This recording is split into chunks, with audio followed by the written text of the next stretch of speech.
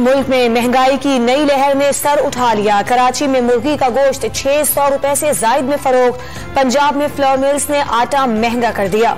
लाहौर में भी ईद उल फितर के बाद सब्जियों की कीमतों को पड़ लग गए। पीपल्स पार्टी के वफ्द की वजीर आला पंजाब हमजा शहबाज से मुलाकात। पंजाब में पावर शेयरिंग के हवाले से उमूर पर तबादला ख्याल। सिंध हुकूमत का 30 मई तक ऑरेंज लाइन मंसूबा मुकम्मल करने का हदफ। 11 मई को बसें कराची आने का दावा। रेड लाइन पर भी काम का आगाज जल्द होगा। वजीर इत्तलात सिंध शर्जील मेमन की मीडिया से गुफ्तगू। वजीर दाखिला ने PTI से लॉन्ग मार्च पुरअमन होने की यकीन दहानी का मुतालिबा कर दिया। घर से निकलने नहीं दिया जाएगा।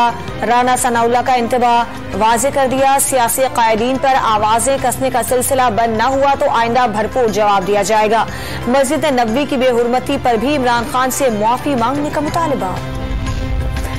इमरान खान की तहरीक की अवामी मकबूलियत से हुकूमत खौफसदा हो गई।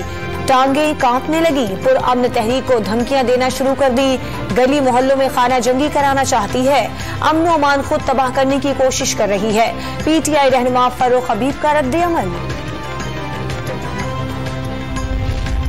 तहरीके अदम एतमाद से कबल इमरान खान असम्बलियां तोड़कर इलेक्शन करा सकते थे। तहरीके अदम एतमाद दाखिल हुई तो इमरान खान ने शुक्र अदा किया। सईद गनी की प्रेस कॉन्फ्रेंस।